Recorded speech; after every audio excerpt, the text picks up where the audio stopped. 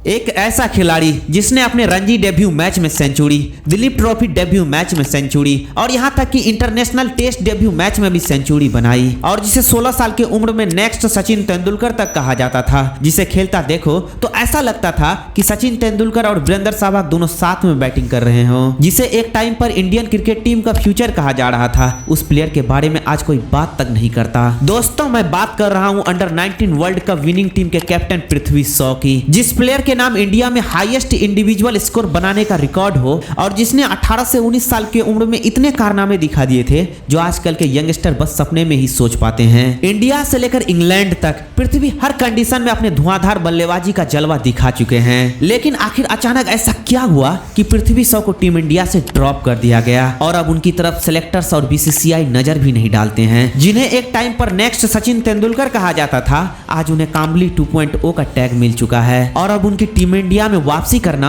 लगभग असंभव ही लग रहा है। नमस्कार दोस्तों, आप देख रहे हैं अर्जुन शर्मा XY3 के स्पेशल एपिसोड कहानी पृथ्वी शॉ के डाउनफॉल की। एक कहावत है कि पूत के पांव पालने में ही दिख जाते हैं और ये कहावत पृथ्वी शॉ के ऊपर बिल्कुल फिट बैठती है। अपने बचपन से ही पृथ्वी ने बहुत कम टाइम में ही अपने एक यूनिक बैटिंग स्टाइल को डेवलप कर लिया था। एक टैलेंट जो कि पृथ्वी शॉ में हमेशा से ही था और जिस टैलेंट को हम आजकल के बड़े प्लेयर्स में साफ देख पाते हैं वो ये था कि पृथ्वी शॉ ग्राउंड के हर एक एरिया में एफर्टलेस रन बना पाते हैं, फिर चाहे वो स्ट्रेट ड्राइव हो या फिर कवर ड्राइव, हर एक टेक्निक उनकी बेस्ट होती थी। साइज और एज में अपने से डबल बॉलर्स के भी वो छक्के छुड़ा दिया करते थे। 8 साल की एज में ही वो स्कूल क्रिकेट टीम के कैप्टन बन गए थे। स्कूल अंडर 14 टीम की कैप्टनसी करते हुए पृथ्वी ने 2 बार हैरिस शील्ड ट्रॉफी का खिताब जीता। 2013 में पृथ्वी शॉ इंग्लैंड गए और इंग्लैंड में पहली बार किसी 13 साल के लड़के को इतने अच्छे तरीके से खेलते हुए देखा था। नवंबर 2013 में पहली बार शॉ को नेशनल मीडिया पर देखा गया जब 16 अक्टूबर को क्रिकेट के भगवान कहे जाने वाले सचिन तेंदुलकर ने इंटरनेशनल क्रिकेट से अलविदा कर दिया था और इसके ठीक 4 दिन बाद पृथ्वी शॉ ने रिजवी स्प्रिंगफील्ड स्कूल की तरफ से खेलते हुए सिर्फ 330 बॉलों में 546 रनों की जोरदार पारी खेली थी।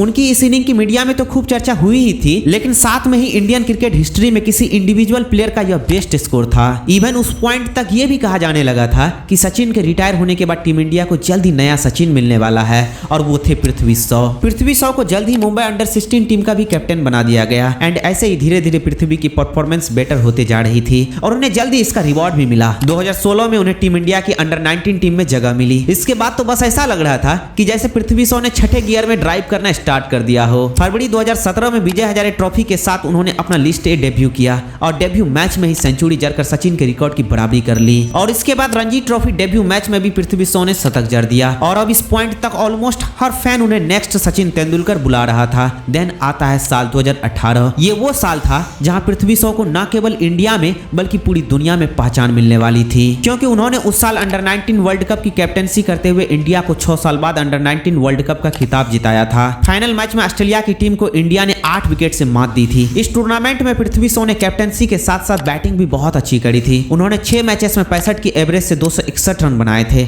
अब पृथ्वी शॉ की नजरें बस टीम इंडिया की ब्लू जर्सी पर टिकी हुई थी और इसके लिए उन्हें बहुत लंबा वेट नहीं करना पड़ा। अगस्त 2018 में इंग्लैंड के खिलाफ टेस्ट सीरीज में उसका सिलेक्शन हो गया, लेकिन इस सीरीज में उन्हें खेलने का मौका नहीं मिला और वो पूरी सीरीज में सिर्फ बेंच पर ही बैठे रहे। लेकिन सितंबर 2018 में पृथ्वी शॉ को वेस्टइंडीज के अगेंस्ट टेस्ट में डेब्यू करने का मौका मिल ही गया। उन्होंने अपने पहले ही मौके में रिकॉर्ड बनाकर रख दिया। सिर्फ 18 की एज में पृथ्वी ने टेस्ट डेब्यू में शतक जड़कर इतिहास रच दिया। वो टेस्ट डेब्यू में सेंचुरी लगाने वाले यंगेस्ट प्लेयर भी बन गए थे। साथ ही वो सचिन के बाद सबसे कम एज में टेस्ट में सेंचुरी लगाने वाले इंडियन प्लेयर भी बने। फर्स्ट क्लास और इंटरनेशनल क्रिकेट का आगाज जिसका इतना शानदार रहा हो, यकीनन उससे आगे भी ऐसे ही प्रदर्शन की उम्मीद की जाएगी। साल 2018 में ही पृथ्वी शॉ ने आईपीएल में भी डेब्यू कर लिया था और इसी साल आईसीसी ने भी उन्हें 5 ब्रेकआउट स्टार की लिस्ट में भी इंक्लूड किया था। जस्ट इमेजिन, इतने कम उम्र में इतना कुछ अचीव कर लेना कितनी बड़ी बात होती है। पृथ्वी शॉ ऑलरेडी ये सब अचीव कर चुके थे। इवन इंडियन टीम के former head coach Ravi Shastri ने यह भी कहा था कि इस खिलाड़ी का जन्म सिर्फ क्रिकेट के लिए ही हुआ है। वो जब खेलते हैं तो उनमें सचिन और सहवाग दोनों की झलक दिखाई पड़ती है। सौरभ गांगुली, वीरेंद्र सहवाग, इवन सचिन तक उनकी खूब तारीफ करी थी। वो टाइम ही उनके लिए कुछ ऐसा था। उस समय आप किसी से भी पूछते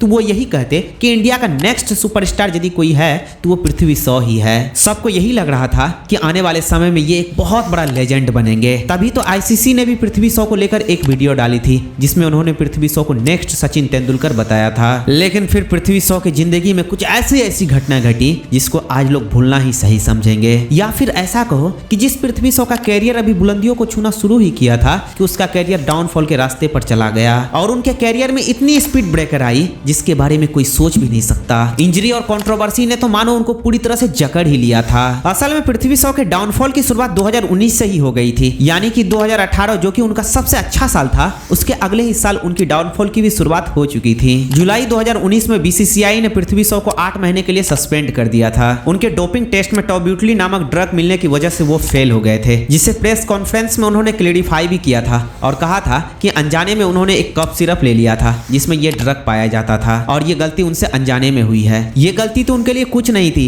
अभी तो गलती और कंट्रोवर्सी की तो शुरुआत ही हुई थी, क्योंकि 2023 में एक बड़ी कंट्रोवर्सी के साथ उनका नाम जुड़ा और शायद ये किस्सा आपने भी जरूर सुना होगा। यह बात है फरवरी 2023 की, जब पृथ्वी शॉ एक क्लब में अपने दोस्तों के साथ पार्टी कर रहे थे। तभी कुछ फैंस उनके साथ फोटो क्लिक करना चाहते थे और जब उन्होंने मना करा तो फैंस उससे लड़ने लग गए। इवन उन्होंने पृथ्वी शॉ को मारने का भी ट्राई करा और फिर दोनों में हाथापाई हो गई और इस घटना ने सोशल मीडिया में खूब सुर्खियां बटोरी और इस घटना को लेकर कई लीगल स्टंट भी लिए गए। बाद में पृथ्वी शॉ ने इसके बारे में क्लैरिफिकेशन भी दी थी। इसके अलावा भी पृथ्वी शॉ के लाइफ में बहुत सी कंट्रोवर्सी रही, बट वो उतना मैटर नहीं करती जितना कि इनको इंजरी ने परेशान किया। कम एज में ही इंजरी ने उनके कैरियर में हर्डल डालना शुरू कर दिए। 2018 में उनके लेफ्ट एंकल में इंजरी हुई और फिर 2019 में हिप इंजरी और फिर 2020 में भी उन्हें शोल्डर इंजरी का सामना करना पड़ा। आईपीएल मैचेस में भी वो बार बार इंजर्ड होते हुए नजर आए। इन सभी इंजरी की वजह से कई बार उनको टीम से बाहर रहना पड़ा, जिसका असर सीधा उनके परफॉर्मेंस में पड़ा। डोमेस्टिक क्रिकेट में जो उनका प्रदर्शन था वैसा प्रदर्शन वो इंटरनेशनल क्रिकेट में नहीं दिखा पा रहे थे। अनफॉर्चुनेटली उनके परफॉर्मेंस में इनकंसिस्टेंसी देखने को मिल रही थी। उन्हें टेस्ट मैचेस के अलावा ओडीआई और टी20 टीम में भी जगह मिली, लेकिन वो अपनी छाप छोड़ने में बिल्कुल पूरी तरह से नाकामयाब रहे। 2020 में ऑस्ट्रेलिया के खिलाफ बॉर्डर गवास्कर सीरीज में उसका सिलेक्शन हुआ। फर्स्ट टेस्ट के फर्स्ट ओवर की वो सेकंड बॉल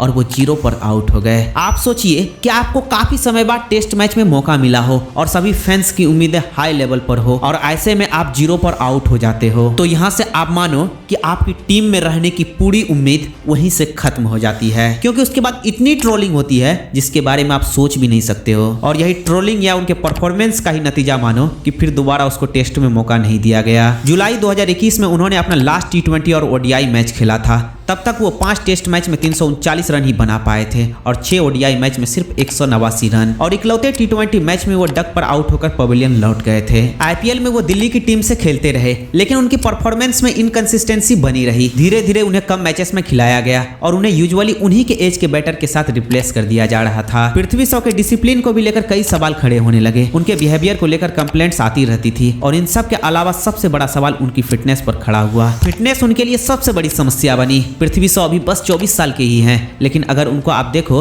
तो फिजिकली वो 35 इयर्स के लगते हैं। वो काफी ज्यादा अनफिट नजर आते हैं। उनका बाल उड़ना तो एक अलग मैटर है जो कि यूजुअली जेनेटिक्स डिसाइड करता है। कई रिपोर्ट्स का यही कहना है कि पृथ्वी शॉ अपने फिटनेस की तरफ बिल्कुल भी ध्यान नहीं देते और ऐसा वो इसलिए कह रहे हैं कि साल दर साल उनकी शरीर अजीब सी होती जा रही है। क्योंकि अगर आप उनकी 2018 की फोटो देखोगे तो वो कितने ज्यादा फिट लगते हैं और यंग भी लगते हैं, और वहीं यदि आप उनका 2023 और 24 का फोटो देखो तो उनमें काफी ज्यादा अंतर नजर आएगा। वो अपने एज से काफी बड़े लगते हैं, क्योंकि उनके साथ के प्लेयर सुमन गिल उनसे काफी अलग दिखते हैं। हमें ये तो पता ही है कि बीसीसीआई फिटनेस के मामले में कोई भी टाइप का कॉम्प्रोमाइज करने के लिए रेडी नहीं है। वे न केवल 2022 में सिर्फ योयो टेस्ट में फेल हुए, बल्कि पुअर परफॉर्मेंस, इंडियन कंट्रोवर्सी और खराब फिटनेस की वजह से पूरी तरह से पृथ्वी शॉ लाइमलाइट से दूर होते चले गए। फिलहाल तो उनकी टीम इंडिया में वापसी करने की चांसेस तो बहुत ही कम है, क्योंकि बीसीसीआई और सेलेक्टर्स लंबे समय से उन्हें इग्नोर कर रही है। जहां एक तरफ सुमन गिल, ऋतुराज गायकवाड़, यशस्वी जायसवाल, अभिषेक शर्मा और रियान पराग जैसे प्लेयर टीम में अपनी जगह पक्की कर रहे हैं, वहीं दूसरी तरफ कुछ लोगों का कहना है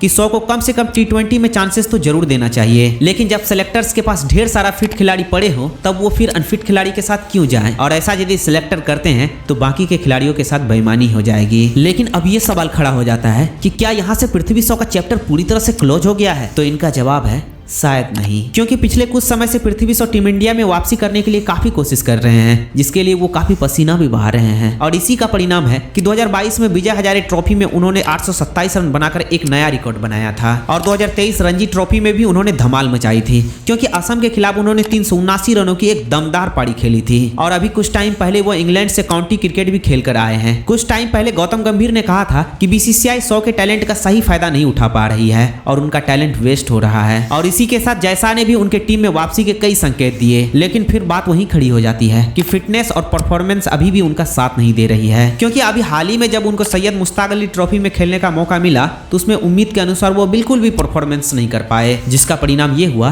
कि विजय हजारे ट्रॉफी में मुंबई की टीम से उनको ड्रॉप कर दिया गया है। यह उसके जिंदगी का दूसरा सबसे बड़ा झटका है, क्योंकि पहला झटका तो उनको तभी लग गया था जब वो आईपीएल में पहली बार अनसोल्ड गए थे, क्योंकि यही वो खिलाड़ी है जिस पर कुछ दिन पहले आईपीएल की कई टीमें करोड़ों रुपए लुटाने के लिए भी तैयार रहते थे, लेकिन इस बार वो आईपीएल से अनसोल्ड चले गए। वैसे दोस्तों जिंदगी में उतार चढ़ाव तो आती ही रहती है, लेकिन पृथ्वी शॉ पे मुझे अब भी विश्वास है।